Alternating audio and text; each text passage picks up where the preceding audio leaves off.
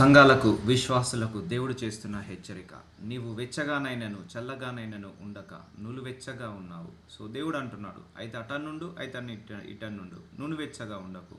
సగం చూస్తే అన్యుడిలాగా బ్రతుకుతున్నావు, సగం ఏమో క్రైస్తవులాగా బ్రతుకుతున్నావు. మందిరానికి వస్తున్నావు కానీ ఆదివారం మాత్రము భక్తుడుగా కనపడుతున్నావు. కానీ సోమవారం నుంచి శనివారం వరకు, మండే టు సాటర్డే మాత్రం నీకు నచ్చినట్టుగా బ్రతుకుతున్నావు. ఆ వేషధారణ, ఆ నడక, ఆ నడవడిక, ఆలోచించే విధానం, మాట్లాడే విధానము, ఇవన్నీ కూడా అటు ఇటు మిక్స్ అయి నడుస్తున్నారు మీరు. అయితే ఆ పడవ మీద నడవండి, లేకపోతే ఈ పడవ మీద నడవండి. అయితే చీకట్లన్నా నడవండి, లేకపోతే వెలుగులోనన్నా నడవండి. లేకపోతే మీరు అయితే మంచిగానే ఉండండి, లేకపోతే చెడ్డ. అటు పూర్తిగా మంచిగా కాదు, పూర్తిగా చెడ్డగా కాదు. సో అటు అటు రెండు పడవల మీద ప్రయాణము చాలా ప్రమాదకరము. నునువెచ్చని జీవితం చాలా ప్రమాదకరము అని దేవుడు చెప్తున్నాడు. ఇప్పుడు ఒక మనిషి పూర్తిగా ఖరాబ్ అయిపోయాడు అండి, పాడైపోయాడు. పర్లేదు, దేవుడు తొందరగా మార్చుకుంటాడు. అలాంటి వాళ్ళనే తొందరగా మారుస్తాడు, పూర్తిగా పాడైన వాడిని. లేకపోతే మంచిగా ఉన్నాడు పూర్తిగా, వాడు పాడు కాకుండా దేవుడు చూసుకుంటాడు. ఇటు సగమేమో మంచిగా, సగమేమో చెడుగా, సగమేమో చీకటి, సగమేమో వెలుగు, సగమేమో క్రైస్తవుడిగా, సగమేమో అన్యుడిగా బ్రతుకుతున్నారు. సో ఆ నునువెచ్చని జీవితం వద్దు అని అంటున్నాడు. సో ప్రకటన గ్రంథము 3:16 నీవు వెచ్చగానైనను చల్లగానైనను ఉండక నులువెచ్చగా ఉన్నావు గనక నేను నిన్ను నా నోట నుండి ఉమ్మువేయనుద్దేశించుచున్నాను. సో మనకు ఆ పనిష్మెంట్ రాకముందుకే, ఆ జడ్జిమెంట్ రాకముందుకే మనందరము కూడా మారి తీరాల్సిందే. ఎందుకంటే సో దేవుడు కొంత సమయాన్ని ఇస్తాడు ప్రతి ఒక్కరికి కూడా. సో ఆ సమయంలోపు మనం మార్చుకోవాలి. సగం జీవితం ఇలా ఉంటుంది, సగం జీవితం అలా ఉంటుంది. నేను కూడా చాలామందిని చూశాను, ఇటు దేవుణ్ణి నమ్ముకొని అటు అన్య సంప్రదాయాలను పాటించడం, అన్య ఆచారాలను పాటించడం చూస్తున్నాను. అలా కూడా ఉంటున్నారు. ఇటు దేవుణ్ణి నమ్ముకొని క్లబ్లకు వెళ్ళడం, పబ్లకు వెళ్ళడం, పార్టీస్కి వెళ్ళడం. సో దేవుణ్ణి నమ్ముకొని అపవిత్ర కార్యాలు, అపరిశుద్ధ కార్యాలు చేయడం. సో ఇవన్నీ కూడా తగవు. సో నేను నా నోట నుండి ఉమ్మివేయి ఉద్దేశించుతున్నాను. పనిష్మెంట్ రాకముందుకే మార్చుకోండి అని అంటున్నాడు. సో నీవు దౌర్భాగ్యుడవు. ప్రకటన గ్రంథము 3:17 నీవు దౌర్భాగ్యుడవు, దిక్కుమాలిన వాడవును, దరిద్రుడవును, గుడ్డివాడును, దిగంబరుడవై ఉన్నావని ఎరగక నేను ధనవంతుడను, ధనవృద్ధి చేసి ఉన్నాను, నాకేమీ కొదవలేదని చెప్పుకొనుచున్నావు. సో మన లెక్కలు వేరు, దేవుడి లెక్కలు వేరండి. మన యొక్క తలంపులు వేరు, దేవుడి యొక్క తలంపులు వేరు. సో ఇక్కడ ఆత్మీయ జీవితంగా మీరు దిక్కుమాలిన వాళ్ళుగా, దౌర్బల్యులుగా ఉన్నారు. సో గుడ్డి వాళ్ళులాగా ఉన్నారు, దిగంబరుడై ఉన్నారు. అంటే ఆత్మీయ జీవితంలో, సావాసంలో మీరు తక్కువగా ఉన్నారు. కానీ ఇప్పుడు భూలోకంలో ఎవరైనా 100 కోట్లు సంపాదించారు అనుకోండి, అందరూ గ్రేట్ అంటారు. కానీ వాళ్ళు ఆత్మీయంగా బాగాలేదనుకోండి, దేవుడి దృష్టికి వాడు దరిద్రుడే, దేవుడి దృష్టికి వాడు పేదవాడే, దేవుడి దృష్టికి గుడ్డివాడే, అంధకారుడే. సో అర్థమవుతుందండి. ఇప్పుడు భూలోకంలో ఎవరైనా 100 కోట్లు సంపాదించారు, అన్యాయాలు, అక్రమాలు, మోసాలు చేసి 1000 కోట్లు సంపాదించారనుకో, వాడు చాలా టాలెంటెడ్ అంటారు, వాడు చాలా గొప్పవాడు అంటారు, భూలోకంలో చాలా ధనవంతుడు అంటారు. కానీ దేవుడి దృష్టికి వాడు దిక్కుమాలిన వాడు, దేవుడి దృష్టికి దౌర్భాగ్యుడు, దరిద్రుడు, గుడ్డివాడు. సో నీకు నువ్వు 3 పూటల భోజనం చేస్తున్నావు, డబ్బు సంపాదించుకుంటున్నావు, కానీ ఈ యొక్క ఆత్మీయ జీవితంలో పడిపోతున్నావు, ఆత్మలో పడిపోతున్నావు. సో దేవుడి దృష్టికి నువ్వు తక్కువగా ఉన్నావు. సో అదే అంటున్నాడు దేవుడు. సో నువ్వు ఎటువైపు ఫోకస్ చేయాలి? నీ ఫోకస్ అంతా ఆత్మీయ జీవితం. Focus on your spiritual world side focus చేద్దాము, ఆత్మీయ జీవితం వైపు ఫోకస్ చేద్దాము. అప్పుడు ఈ లోక సంబంధమైన ఆశీర్వాదం ఆటోమేటిక్గా నీ వెనకాల వస్తుంది. So spiritual is the top one అండి. Spirituality is the top one. ఎప్పుడైనా ఫస్ట్ ప్రియారిటీ మన ఆత్మీయ జీవితానికి ఇవ్వాలి. ఫస్ట్ ప్రియారిటీ మన ఆత్మను కాపాడుకోవడానికి, ఆత్మీయ జీవితానికి, దేవుడితో సహవాసం చేయడానికి వెళ్తున్నావు. మంచి బిజినెస్లు చేసుకుంటున్నావు, మంచి జాబులు చేసుకుంటున్నావు, కానీ బైబిల్ చదవట్లేదు, ప్రేయర్ చేయట్లేదు, మంచి పొజిషన్లో కూర్చున్నావు, మంచి ధనవంతుడి పొజిషన్లో కూర్చున్నావు, మంచి కంపెనీ ఎండి పొజిషన్లో కూర్చున్నావు, కానీ ఆత్మీయ సహవాసం లేదు, నునువెచ్చని జీవితం ఉంది. సో ఎవరైతే ఇలా నునువెచ్చని జీవితం ఉన్నారో వాళ్ళందరూ కూడా దౌర్భాగ్యుడుగాను, దిక్కుమాలిన వాడుగాను, దరిద్రుడుగాను, గుడ్డివాడుగాను, దిగంబరుడు అయి ఉన్నావని అంటున్నాడు దేవుడు. నునువెచ్చని జీవితం ఉన్నవాళ్ళు. సో కానీ భూలోకంలో నువ్వు సంపాదించావు, ఆస్తులు సంపాదించావు, బంగారాన్ని సంపాదించుకున్నావు, డబ్బుని సంపాదించుకున్నావు, కానీ ఆ నునువెచ్చని జీవితంతో ఉన్నప్పుడు దేవుడి దృష్టికి మాత్రము నువ్వు కరెక్ట్గా లేవని అంటాడు. ఇప్పుడు మన దగ్గర ఏమీ లేదు, ఆస్తులు లేవు, బంగారం లేదు, లేకపోతే ఏమీ లేవు, సరిగా ఏదీ లేదు, కానీ ఆత్మీయ జీవితం బాగుంది. కానీ దేవుడి దృష్టికి వాడే ధనవంతుడు. దేవుడి దృష్టికి వాడు గుడివాడు కాదు, కళ్ళు ఉన్నవాడు అవుతాడు. సో ఇలా కంపేర్ చేసుకుంటా పోతే సో నునువెచ్చని జీవితంగా ఉన్న వాళ్ళందరినీ కూడా దేవుడు ఏమంటున్నాడు? దౌర్భాగ్యుడవు అని అంటున్నాడు. నునువెచ్చని జీవితం ఉన్న వాళ్ళందరినీ కూడా దేవుడు దిక్కుమాలిన వాడవు, దరిద్రుడవు అని అంటున్నాడు. గుడ్డివాడు, కళ్ళు ఉండి చూడలేకపోతున్నావు, చెవిలుండి వినలేకపోతున్నావు అని అంటున్నాడు. కొంతమంది చూశాను, చర్చ్కి వెళ్తే ఓన్లీ క్రిస్మస్కి వెళ్తారు, లేకపోతే గుడ్ ఫ్రైడే రోజు, ఈస్టర్ రోజు వెళ్తారు. ఆ ఇయర్లో అదే 3 రోజులు తప్పకుండా వెళ్తారు. అది నునువెచ్చని జీవితం. So as per the Bible you have to go to the church and every week, every Sunday morning నువ్వు వెళ్ళి అక్కడ కనపడాలి. That is the rule from the God, that is the condition from God. So అది మనము అలవాటు చేసుకోవాలి. So చర్చ్కి వెళ్తున్నారు కొంతమంది, కానీ ఇంటికి రాగానే అత్తతో గొడవ, మామతో గొడవ, ఇంటికి రాగానే భర్తతో గొడవ, భార్యతో గొడవ, పిల్లలతో గొడవ, ఇంటికి రాగానే వేరే వాళ్ళతో గొడవ, మళ్ళీ రూమ్లోకి వెళ్ళి స్తోత్రం నాయన, స్తోత్రం నాయన, స్తోత్రం నాయన అని ప్రార్థన చేసుకుంటున్నాము. సో ఇవన్నీ నునువెచ్చని జీవితాలని దేవుడు చెప్తున్నాడు. ఇలాంటి జీవితాలు నాకు వద్దు అంటున్నాడు. నాకు సీరియస్ పీపుల్ కావాలి, నాకు సిన్సియర్ పీపుల్ కావాలి, నాలాగా ఆలోచించేవాళ్ళు, నాలాగా నడిచేవాళ్ళు, నాలాగా ఉండేవాళ్ళు కావాలంటున్నాడు. సో ఇక్కడ ఏమంటున్నాడు? నునువెచ్చని జీవితం ఉన్న వాళ్ళు ఏమనుకుంటారు?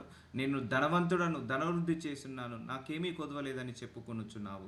నీవు ధనవృద్ధి చేసుకున్నట్లు అగ్నిలో పుటము వేయబడిన బంగారమును నీ దిశమెల్లా సిగ్గు కనపడకుండానట్లు ధరించుకొనుటకు తెల్లని వస్త్రములను నీకు దృష్టి కలుగునట్లు నీ కన్నులకు కాటుకను నా యొద్ద కొనుమని నీకు బుద్ధి చెప్పుచున్నాను. చూసారా, మన కన్నుల కట్ట మనందరం కాటుక పెట్టుకున్నామంట. అంటే కాటుక అంటే ఏంటిది? ఆ కాటుక కాదు, ఆత్మీయ నేత్రాలను మూసుకోవడానికి పెట్టుకున్న కాటుక ఇది. అంటే దేవుడి దగ్గరికి రాకుండా పెట్టుకున్న కాటుక ఇది. సో నీ కన్నులకు కాటుకను నా యొద్ద కొనుమని నీకు బుద్ధి చెప్పుచున్నాను. మరోసారి చేద్దాం. నీవు ధనవృద్ధి చేసుకున్నట్లు అగ్నిలో పుటము వేయబడిన బంగారమును, సో అగ్నిలో పుటము వేయబడిన బంగారము, అగ్నిలో పుటం వేసిన బంగారము తలతల మెరుస్తుంది. నీ దిశమెల్లా సిగ్గు కనపడకుండానట్లు ధరించుకొనుటకు తెల్లని వస్త్రములను నీకు దృష్టి కలుగునట్లు నీ కనులకు కాటుకను నా యొద్ద కొనుమని నీకు బుద్ధి చెప్పుచున్నాను. బుద్ధి చెప్పుచున్నాడట. నా దగ్గర కాటుక కొనండి అంటే మన కనులకు గుడ్డితనాన్ని తీసుకునే కాటుక అది. సో ఆ కాటుక అంటే ఆడవాళ్ళు పెట్టుకునే ఈ కాటుక కాదండి, కళ్ళకు పెట్టుకునే ఆ కాటుక. ఇది ఆత్మీయ సంబంధమైన కాటుక. వచ్చి నా దగ్గర బుద్ధి తెచ్చుకోండి అంటున్నాడు. సో లిటరల్గా చాలామందిని నేను అడుగుతున్నాను ఈ మధ్య, ప్రార్థన జీవితం ఎలా ఉందని అడుగుతున్నప్పుడు వారానికి ఒక్కరోజు కూడా ప్రార్థన చేయట్లేదు. సో వాళ్ళు కాటుక పెట్టుకోవాల్సిందే, ఈ బుద్ధి కలిగించే కాటుక పెట్టుకోవాల్సిందే కనులకు. సో చాలామందిని అడుగుతున్నాను, వాక్యం ఎప్పుడు వింటున్నారు, ఎలా చదువుతున్నారు? సో నేను వెళ్తున్నప్పుడు ప్రేయర్ మీటింగ్స్కి, సో జీరో ప్రేయర్ లైఫ్. వాళ్ళకు నమ్ముకున్నారు అంతే. సో వాక్యం వినడం లేదు, వాక్యం చదవడం లేదు, వాక్యానుసారంగా నడవడం లేదు. సో వాక్యానికి వ్యతిరేకంగా నడుస్తున్నారు. అలాగే ప్రార్థన జీవితం లేదు. సో ప్రార్థన అనేది ఒకటండి, మనకు శరీరానికి ఆహారం ప్రతిరోజు తీసుకుంటున్నామా, వారానికి ఒకసారి తీసుకుంటున్నామా, నెలకు ఒకసారి తీసుకుంటున్నామా, ప్రతిరోజు ఒక్కసారే తీసుకుంటున్నామా, 3 పూటలు తీసుకుంటున్నామా? సో మన శరీరానికి ఆహారం క్రమం తప్పకుండా ఎలాగైతే తీసుకుంటున్నామో ప్రార్థన కూడా మనం క్రమం తప్పకుండా చేసుకోవాలి. వాక్యం కూడా క్రమం తప్పకుండా చేసుకోవాలి. ఇది నునువెచ్చని జీవితం అంటున్నాడు దేవుడు. సో చాలామంది కూడా ఇలాగే మారిపోతున్నారు. So no prayer life.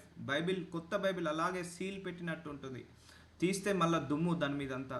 So ఎవరు కూడా బైబిల్ చదవడానికి ఇష్టపడట్లేదు. చాలామంది కూడా, కొంతమంది ఉన్నారు నిజంగా 24 అవర్స్ దేవుడితో గడిపే వాళ్ళు ఉన్నారు. I praise God to them, I praise God because of them. దేవుడు అలాంటి కృతజ్ఞత, అలాంటి ఆత్మీయ జీవితాన్ని ఇచ్చినందుకు నేను దేవుడికి కృతజ్ఞతాస్తుతులు చెల్లిస్తున్నాను. కొంతమంది మంచి విశ్వాసులను కూడా చూశాను. సో వాళ్ళు రోజు 10 గంటలు ప్రేయర్లో ఉంటారు అండ్ వర్క్ చేసుకున్నా కూడా దేవుని స్మరిస్తూనే ఉంటారు. ఆ మందిరానికి తప్పకుండా వెళ్తుంటా అంటారు, కానుకలు ఇస్తుంటా అంటారు. They are very good people are there. So God is not talking about them. So there are many people are there who are you are living like a lukewarm people. So they are lukewarm people అంటున్నాడు దేవుడు. So తెల్లని వస్త్రంలో నీకు దృష్టి కలుగునట్లు నీ కనులకు కాటుకను నా యుద్ధకు కొనుమని నీకు బుద్ధి చెప్పుచున్నాను. ఈ కాటుక ఏంటంటే ఆత్మీయ సంబంధమైన కాటుక. సో మన కన్నులకున్న గుడ్డితనాన్ని తీసివేయండి. మన కన్నులకున్న ఆ యొక్క ఆత్మీయ నేత్రాలను ఓపెన్ చేయబడాలి. సో మనోనేత్రాలు ఓపెన్ చేయబడాలి. సో అందుకే నునువెచ్చని జీవితం దేవుడు సహించలేడు. సో ఇది వాక్యం చెప్తుంది ఎవరు? దేవుడు. నునువెచ్చని జీవితం సహించలేడు. సో ఏదున్నా కూడా రిపెంట్ కావాల్సిందే. మనందరం కూడా రిపెంట్ అయ్యి ఆ నునువెచ్చని జీవితం నుంచి బయటపడాలని ప్రార్థించుకోవాలి. సో ఇంకా మనకు మనం కరెక్ట్ అనుకోవచ్చు, నువ్వు డబ్బు సంపాదించగానే గ్రేట్ అనుకోవచ్చు, పదవి రాగానే గ్రేట్ అనుకోవచ్చు, కానీ ఇంకా ఎక్కడ నునువెచ్చని జీవితం బ్రతుకుతున్నాము అనేది మనం చెక్ చేసుకోవాలి. సో కంప్లీట్గా క్రైస్తవుడిగా మారాలి, క్రీస్తురాగా మారాలి, నునువెచ్చని జీవితం నుంచి బయటపడాలి. ప్రకటన గ్రంథము 3:19 నేను ప్రేమించు వారిని అందరినీ గద్దించి శిక్షించుచున్నాను గనుక నీవు ఆసక్తి కలిగి మారు మనస్సు పొందుము. సో అందుకే మనకి పనిష్మెంట్స్ ఎందుకు వస్తున్నాయి? కష్టం వెంబడి కష్టము, అలాగే మన శ్రమ వెంబడి శ్రమ, పోరాటం వెంబడి పోరాటము ఎందుకు వస్తున్నాయి? శిక్షించుతున్నాడు. ఎందుకు? మనం ఇంకా ఇక్కడ తప్పు చేస్తున్నాం, ఇంకా నునువెచ్చని జీవితం ఏదో కలుగుతున్నది. ఎందుకు? మనందరినీ ప్రేమిస్తున్నాడు. ఇప్పుడు మన పిల్లలు మనం ప్రేమిస్తున్నాము, వాళ్ళు తప్పు చేస్తే మనం కొడతామా లేదా అండి? దండిస్తామా లేదా? ప్రేమగా దండిస్తాము. అలాగే దేవుడు కూడా మనందరినీ ప్రేమగా దండిస్తున్నాడు, మనల్ని మారాలని. నీవు ఆసక్తి కలిగి మారు మనస్సు పొందుము. సో అయితే చల్లగానైనా ఉండు, వెచ్చగానైనా ఉండు, నునువెచ్చగా ఉండకు, మారు మనస్సు పొందుకో, మారు మనస్సు పొందుకో.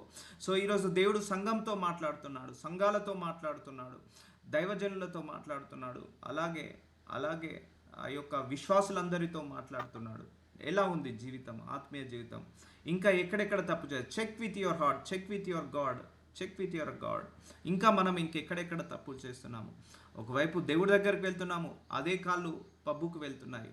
ఆ మందిరానికి వెళ్తున్న కాలే పబ్బుకు వెళ్తున్నాయి, సినిమా థియేటర్లకు వెళ్తున్నాయి. ఆ మందిరానికి వెళ్తున్న కాలే పార్టీ హాల్స్కి వెళ్తున్నాయి. ఆ మందిరానికి వెళ్తున్న కాళ్ళే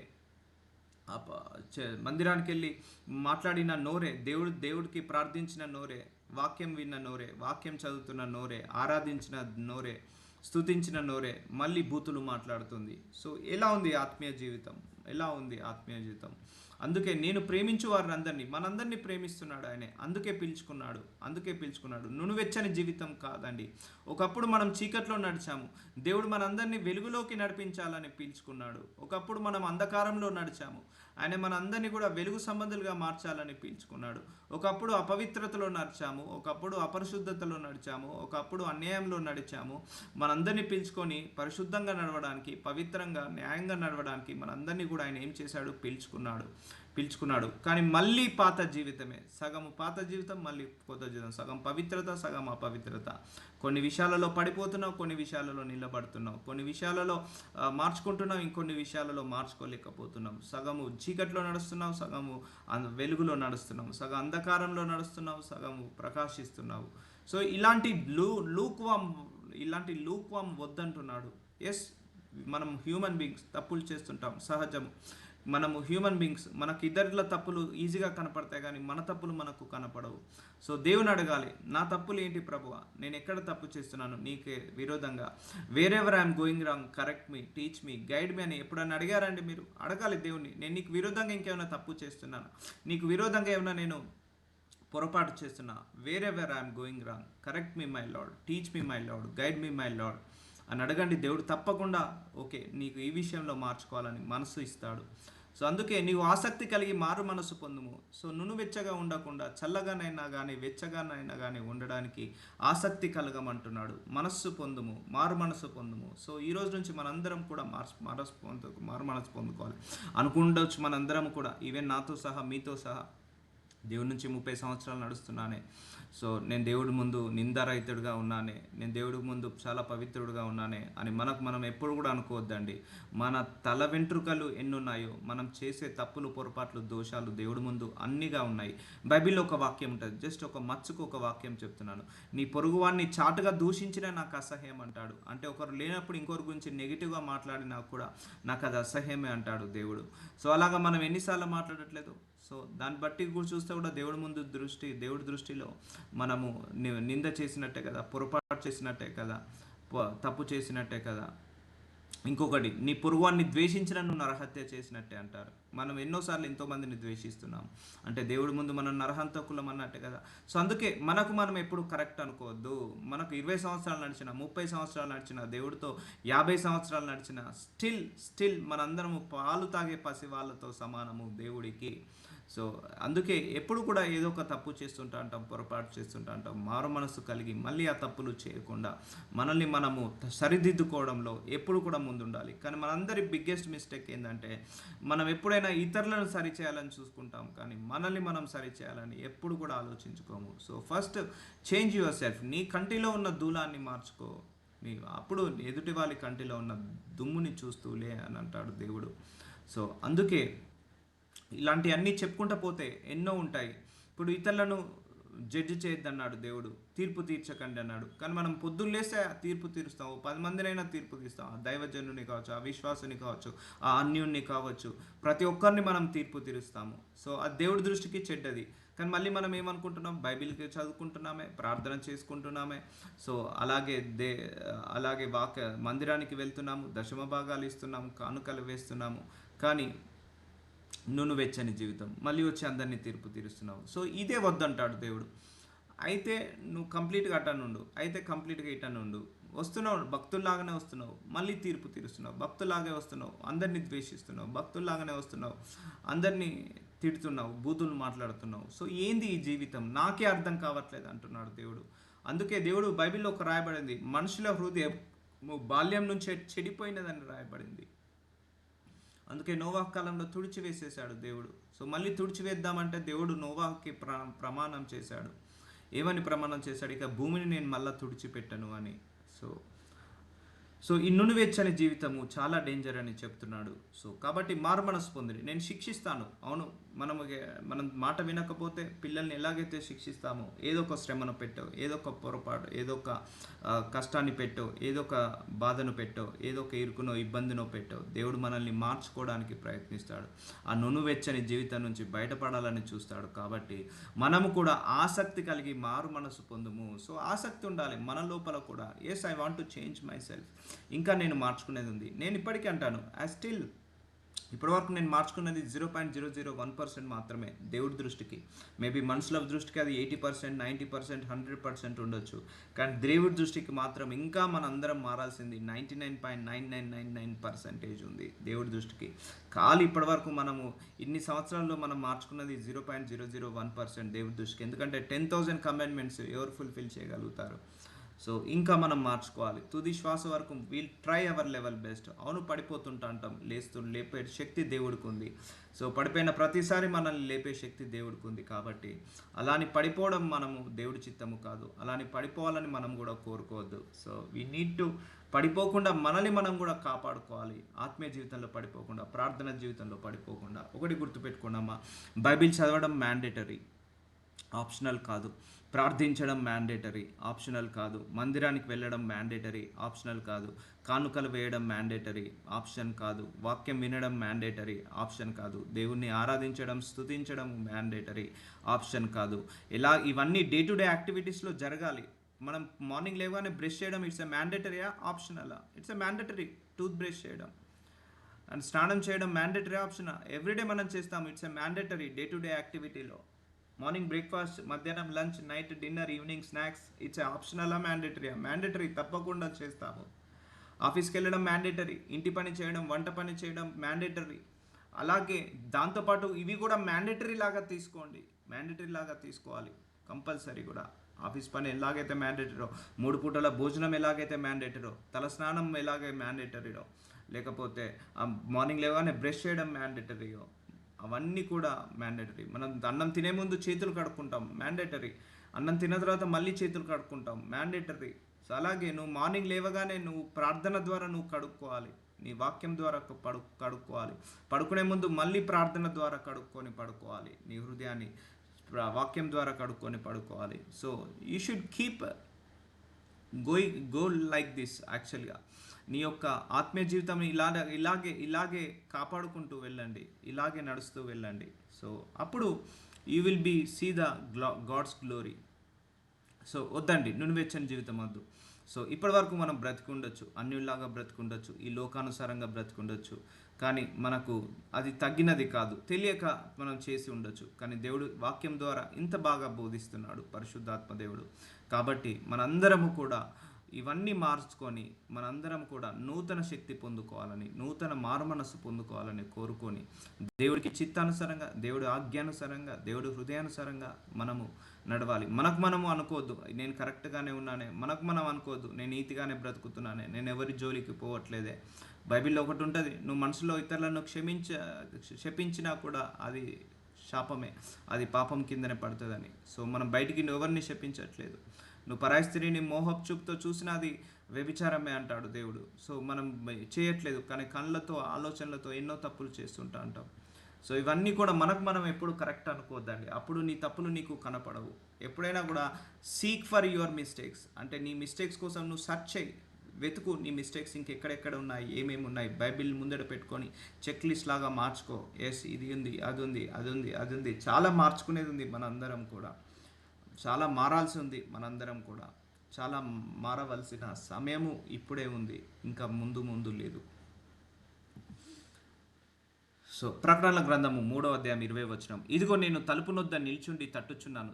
చూసారా, దేవుడు తలుపు దగ్గర నిల్చుండి తట్టుచున్నాడట. ఎవడైనాను నా స్వరం విని తలుపు తీసిన ఎడల నేను అతని యుద్ధకు వచ్చి అతనితో నాతో కూడా అతడును భోజనము చేయుదుము. So is waiting for us. మనం ఎప్పుడు మారుతామా అని మన దగ్గర, తలుపు దగ్గర, మన హృదయం అనే తలుపు దగ్గర ఆయన ఏం చేస్తున్నాడు? నాక్ చేస్తున్నాడు. ఈజ్ నాక్ ద డోర్. మన హార్ట్ దగ్గర, మన హృదయం దగ్గర ఆ తలుపును కొడుతున్నాడు. నువ్వు ఎప్పుడెప్పుడు ఆయనకు మనసులో స్థానం ఇస్తున్నావు. సో మందిరానికి వెళ్తున్నావు, కానీ మనసులో నీకు దేవుడికి స్థానం లేదు. మందిరానికి వెళ్తున్నావు, ఆరాధిస్తున్నావు, స్తుతిస్తున్నావు, కానీ మనసులో దేవుడికి స్థానం లేదు. ఈ నొనివెచ్చనం జీవితం వద్దు. హార్ట్ఫుల్గా దేవుడి కోసం ఏ చేసినా, ఎంత చేసినా, ఎలా చేసినా హార్ట్ఫుల్గా చేయాలి. నువ్వు నమ్ము, దేవుని హృదయపూర్వకంగా నమ్ము, హృదయపూర్వకంగా ఆయనను ప్రేమించు, హృదయపూర్వకంగా ఆయనను సేవించు. సో ఇదిగో నేను తలుపు నొద్ద నిల్చుండి తట్టుచున్నాను. ఎవడైనా నా స్వరం విని తలుపు తీసిన ఎడల, అంటే ఎవరైనా విని మారుమనస్సు పొందుకున్న ఎడల నేను అతని యుద్ధకు వచ్చి అతనితో నాతో కూడా అతను భోజనము చేయుదుము. So God is waiting for us to change ourselves. మనందరం మారాలని చూస్తున్నాడు, ఇంకా ఇంకా మారుమనస్సు పొందాలని చూస్తున్నాడు. కంప్లీట్గా అటన్న ఉండట్లేదు, ఇటన్న ఉండట్లేదు. లూక్వార్మగా ఉండకండి. నేను మీ తలుపు దగ్గర ఉండి తలుపు కొడుతున్నాను అంటున్నాడు. మీ స్వరం కోసం నేను వెయిట్ చేస్తున్నాను. నేను జయించి నా తండ్రితో కూడా ఆయన సింహాసనమందు కూర్చుండే ప్రకారము జయించు వాణిని నాతో కూడా నా సింహాసనమందు కూర్చుండనిచ్చేదను. చూసారా, ఇవన్నీ జయించాలి. మనకి శోధనలు వస్తుంటా ఉంటాయి ఈ లోకంలో. ఇప్పుడు యేసుప్రభు వారు జయించాడా లేదా? ఈ లోకాన్ని జయించాడు. ఈ లోకంలో ఉన్న శ్రమలను, పోరాటాలను జయించాడు. ఆయన నునువెచ్చని జీవితం బ్రతకలేదండి. కంపల్సరీ ప్రార్థించుకునేవాడు, కంపల్సరీ వాక్యం చదువుకునేవాడు, కంపల్సరీగా వాక్యానుసారంగా బ్రతికేవాడు యేసుప్రభు వారు. ఒకరోజు అపవాది వచ్చి శోధించాడు. నువ్వు దేవుడు కుమారుడవైతే అని డౌట్ పెట్టాడు. లేదు, నేను దేవుడు కుమారుడనే అన్నాడు. అపవాది వచ్చాడు, లోకాన్ని చూపించాడు. నీకు బంగారం కావాలా, బట్టలు కావాలా, నీకు రాజు కావాలా, కిరీటం కావాలా, ప్రధానమంత్రి కావాలా, ముఖ్యమంత్రి కావాలా, లేకపోతే ఈ లోకంలో ఉన్న అష్టైశ్వర్య కావాలా, భోగభాగ్యాలు కావాలా అని అడిగినప్పుడు యేసుప్రభు వారు వాటన్నిటిని తిరస్కరించి నాకు నా దేవుడు చాలన్నాడు. చూసారా, నినువెచ్చని జీవితం కాదు యేసుప్రభు వారిది. అయితే చల్లగానైనా ఉన్నాడు, లేకపోతే వెచ్చగానైనా ఉన్నాడు. నునువెచ్చగా లేడు ఆయనే.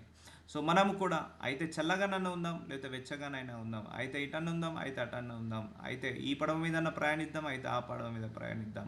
కానీ నునువెచ్చని జీవితం మాత్రం దేవుడు హ్యాండిల్ చేయలేడు. సో 2 పడవల మీద ప్రయాణము మనకు కూడా ప్రమాదకరమే. కాబట్టి ఆస్క్ గాడ్ ఫ్రమ్ టుడే, అయ్యా ఇంకా నాలో నునువెచ్చని జీవితం ఏమైనా ఉంటే తీసివే ప్రభువా, నాకు బయలుపరచు నాయనా, మార్చుకున్న శక్తిని నాకు దయచేయండి అని అంటున్నాడు. నేను జయించి నా తండ్రితో కూడా ఆయన సింహాసనమందు కూర్చుండ ప్రకారము జయించు వాణిని నాతో కూడా నా సింహాసనమందు కూర్చుండనిచ్చేదను. సో చూసారా, ఆయనతో పాటు మనందరినీ కూడా సింహాసనం మీద కూర్చోబెడతారట. జయించు వాటిని, వేటిని జయించాలి? శోధనలు, వేదనలు, రోదనలు. ఈ లోకాన్ని జయించగలిగే శక్తి మనకు ఆల్రెడీ ఇచ్చేశాడు, సామర్థ్యాన్ని మనకి ఇచ్చేశాడు. సో చాలామంది పడిపోతున్నారు. సో సగం ఇటు నడుస్తున్నారు, సగం అటు నడుస్తున్నారు. కాదు, వాటన్నిటిని ఈ లోకానుసారమైన నడుపు నడవకుండా జయించాలి అంటున్నాడు. అందుకే ఈ లోకంలో ఉన్నంత జీవపు డంబము, నేత్రాశ, ధనాపేక్ష, అన్యాయం, అక్రమం, మోసము, ఈ లోకం వైపు నువ్వు తిరిగి చూడకు, దేవుడి వైపు తిరిగి చూడు. సో అప్పుడు నువ్వు జయించగలుగుతావు. కాబట్టి జయించువాడిని నాతో కూడా సింహాసనమందు కూర్చుండనిచ్చేదను. సో జయించాలి. చూసారా, ఇంత గొప్ప ధన్యత ఇస్తా అంటున్నాడు. సో ఇంకా ఎందుకు నువ్వు వెచ్చని జీవితం? ఆయనతో కూడా సింహాసనం, మనందరికీ సింహాసనాలు ఇచ్చాడట. దాన్ని కాపాడుకోవాలి. కుర్చీలు పరలోకంలో ఆయనతో పాటు సమానమైన కుర్చీలను ఇచ్చాడట, మనందరికీ సింహాసనాలను ఇచ్చాడట. అందులో మనల్ని కూర్చోబెడతాడట. ఎవరిని? నునువెచ్చని జీవితం ఉన్న వాళ్ళని కూర్చోబెడతాడా, లేకపోతే వెచ్చగా ఉన్న వాళ్ళను కూర్చోబెడతాడా, చల్లగా ఉన్న వాళ్ళను కూర్చోబెడతాడా? నునువెచ్చగా ఉన్న వాళ్ళ జీవితంలో ఉన్న వాళ్ళను కూర్చోబెట్టలేడు దేవుడు. సో వెచ్చగానైనా ఉండాలి, చల్లగానైనా ఉండాలి. కాబట్టి మనం ఒకటే మార్గం ఎన్నుకోవాలి. యేసయ్య మార్గమే మన మార్గము, ఆ మార్గమే కోరుకోవాలి. సో అందుకే ఒకటే పడవ మీద ప్రయాణం చేద్దాము, దేవుడు అనే పడవ మీద ప్రయాణం చేద్దాము, ప్రార్థన అనే పడవ మీద ప్రయాణం చేద్దాము, ఆత్మీయ జీవితం అనే పడవ మీద ప్రయాణం చేద్దాము, ఆత్మీయ సావాసం అనే వాటి మీద ప్రయాణం చేద్దాము. సో ఇంత గొప్ప ధన్యత ఇస్తున్నాడు. తండ్రి దగ్గర కుమారుడు కూర్చున్నాడట, కుమారుడు దగ్గర మనమందరము కూర్చోబోతున్నామట. సో జయించాలి, వీటన్నిటిని కూడా జయించాలి. ఈ లోకంలో ఉన్న శోధనలు, ఈ లోకంలో ఉన్న ధనాపేక్షను, ఈ లోకంలో ఉన్న అపవిత్రతను, అపరిశుద్ధతను జయించాలి. వద్దు మనకు ఆ అన్యుడి జీవితంలాగా వద్దు, ఆ ఇంకొకరి జీవితంలాగా మనకొద్దు, ఇంకొకరి సాంప్రదాయాలు, ఇంకొకరి ఆచారాలు మనకొద్దు. సో మన ఆచారము మన వాక్యమే, మన సాంప్రదాయము మన వాక్యమే, మన యొక్క బుద్ధి మన వాక్యమే, మన ఆలోచనలు మన వాక్యమే, మన మార్గము మన వాక్యమే, మన యొక్క జీవము మన వాక్యమే. సో వాక్యాన్ని నేర్చుకొని వాక్యానుసారంగా బ్రతుకుదాము. సగం అటు సగం ఇటు వద్దు. ఇటు మందిరానికి వెళ్తున్న కాళ్ళను మళ్ళీ పబ్బుల వైపుకు తిప్పొద్దు. మందిరానికి వెళ్తున్న కాళ్ళను మళ్ళీ ఆ యొక్క పార్టీల వైపు, లేకపోతే సినిమా హాల్స్ వైపుకు తిప్పొద్దు. సో కాబట్టి మన కాళ్ళు ఒకవైపే వెళ్ళాలి, మందిరం వైపే వెళ్ళాలి, జీవ మార్గంలోకి వెళ్ళాలి. సో సగము జీవ మార్గంలో నడుస్తున్నాయి కాళ్ళు, సగము మరణకరమైన మార్గంలో నడుస్తున్నాయి. సగమేమో దేవుడి పిల్లల్లాగా బ్రతుకుతున్నాం, సగమేమో అపవాది పిల్లల్లాగా బ్రతుకుతున్నారు. సో ఇలాంటి జీవితం నుంచి విడుదల పొందుకోవాలి. సో వీటన్నిటిని జయించి నా వైపుకి కంప్లీట్గా రా. నేను నీ హృదయం దగ్గర తలుపు కొడుతున్నాను, కంప్లీట్గా రా నా దగ్గరికి. I will change, I will give you the honour. నీకు హానర్ ఇస్తా అంటున్నాడు. ఏ హానర్ ఇస్తా అంటున్నాడు? సింహాసనం అనే హానర్ ఇస్తా అంటున్నాడు. ఆయనతో పాటు సమానంగా, చూడండి ఇక్కడ వాక్యం చూడండి, తండ్రితో కూడా ఆయన సింహాసనమందు కూర్చుంటున్న ప్రకారం జయించువాన్ని నాతో కూడా, చూసారా యేసుప్రభు వారు అంటున్నారు, నాతో కూడా నా సింహాసనమందు కూర్చుండనిచ్చేదను. So this is a very good honour. So ఇంతకు మించిన ధన్యత ఏమున్నదని, పరలోకంలో ఆయనతో పాటు సింహాసనంలో కూర్చునే అర్హత, అధికారం ఇస్తా అంటున్నాడు. జయించాలి వీటన్నిటిని.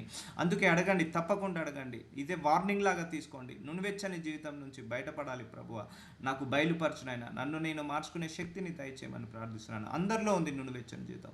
నాలో కొన్ని ఉన్నాయి, మీలో కొన్ని ఉన్నాయి, ఇంకో కొందరిలో దైవజనులలో ఉంటుంది, అందరిలో ఉంటుంది నునువెచ్చని జీవితం. సో దాని నుంచి కంప్లీట్గా బయటపడాలి. అందుకే మనము రైట్ జడ్జిమెంట్గా అనుకోవద్దండి. మనము ఎస్ నేను 100% కరెక్ట్గానే ఉన్నాను, నేనేం తప్పు చేయట్లేదు, మందిరానికి వెళ్తున్నాను, నేను రోజు స్నానం చేసినట్టు ప్రార్థన చేసుకుంటున్నాను, బైబిల్ చదువుకుంటున్నాను, అలాగే వాక్యానుసారంగా బ్రతుకుతున్నాను, బట్ నేను అయినా దేవుడి దృష్టికి కరెక్ట్గా ఉన్నానా లేదా? సో అన్నీ మనకు ఉండాలి. కానీ ఎస్ నేను దేవుడి దృష్టికి 100% కరెక్ట్గా ఉన్నాను అనుకోవద్దు. ఒకసారి ఇద్దరు మందిరానికి వెళ్తారు. బైబిల్లో యేసుప్రభు వారు ఏం చెప్పాడు? ఒక పరిసయుడు వస్తాడు మందిరానికి, వచ్చేయమంటాడు, అయ్యా నేను వారానికి ఒకసారి ఉపవాసం చేస్తున్నాను, నెలకు దశమ భాగం ఇస్తున్నాను, అలాగే నేను అన్యాయస్తుని కాను, మోసగాన్ని కాదు, అక్రమం చేసేవాడిని కాదు, నేను ఈ యొక్క సుంకరిలాగా నేను బ్రతకట్లేదు అని విర్రవీగుతాడు. ఇంకొకతను వస్తాడు సుంకరి, అయ్యా నేను అన్యాయం చేస్తున్నాను, అక్రమం చేస్తున్నాను, నన్ను క్షమించు ప్రభువా, నేను ఆకాశం వైపు కూడా నేను కన్నులెత్తడానికి ప్రార్థించడానికి నాకు అర్హత లేదు అన్నప్పుడు దేవుడు ఎవరిని క్షమిస్తాడు? ఆ పరిసయ్యనా సుంకరిని క్షమించేసి నువ్వే వెళ్ళిపో, నువ్వే నా ముందు నీతిమంతుడుగా కనపడ్డావు. సో ఎప్పుడైతే నువ్వు నీతిమంతుడు అనుకుంటావో అది దేవుడి దృష్టికి అవినీతి పరుడుగా కనపడతావు. నీకు నువ్వు ఎప్పుడైతే బలహీనుడుగా చేసుకుంటావో, నీకు నువ్వు ఎప్పుడైతే తగ్గించుకుంటావో దేవుడి ముందు శక్తిహీనుడుగా కనపడతావో, దేవుడి ముందు నువ్వు ఎప్పుడు కూడా విర్రవీగొద్దు. నేను గుణవంతుని, నేను ధనవంతుని, నేను మంచివాడిని, నేను పవిత్రుని, పరిశుద్ధుని అని ఎప్పుడు కూడా నువ్వు దేవుడి ముందు విర్రవీగొద్దు. మనందరము కూడా అనుకోవచ్చు నాలో నునువిచ్చని జీవితం ఏముంది అని. మనకు తెలియదు. దేవుడు బుక్ ఓపెన్ చేస్తే తెలుస్తుంది మనం ఎన్ని తప్పులు చేస్తున్నామో, ఎన్ని పొరపాట్లు చేస్తున్నామో. అందుకే we need to change our mind set. అడగాలి దేవుని సామర్థ్యం ఏమని అడగాలి.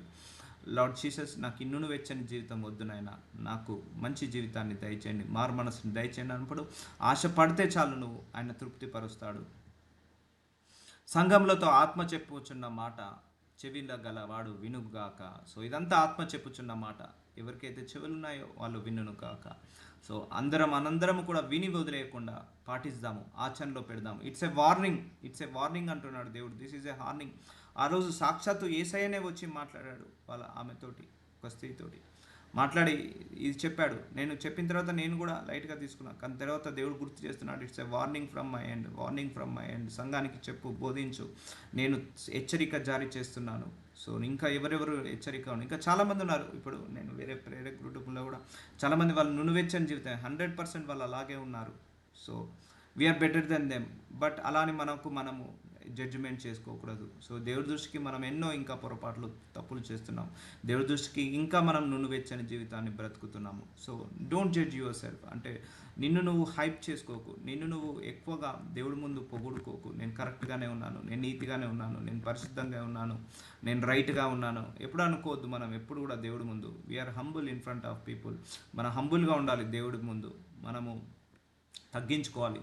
ఎలా ఉండాలంటే దేవుడి ముందు నీ ప్రార్థన, నేను శక్తిహీనుడను నాయన, నేను బలహీనుడను నాయన, అయ్యా నేను జ్ఞానము లేని వాడను నాయన, తెలివి లేని వాడను నాయన, అయ్యా నేను అపరిశుద్ధుడను నాయన, అపవిత్రుడను నాయన. దేవుడి ముందు నీ యొక్క స్థానం అలా ఉండాలి, ఎప్పుడైనా కూడా తగ్గించుకొని ఉండాలి.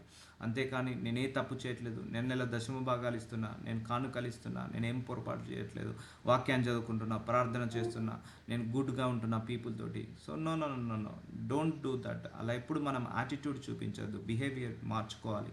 దేవుడి ముందు ఎంత ఉన్నా కూడా దావీదు అన్నాడు, రాజైన తర్వాత చక్రవర్తి అయినాక ఒకటే మాట అన్నాడు దేవుడి దగ్గర ఉండి, యేసు ప్రభువా నేను రాజయ్యాను, నేను చక్రవర్తి అయ్యాను నా తెలివి వల్ల, నా జ్ఞానం వల్ల అని ఆయన అనలేదు.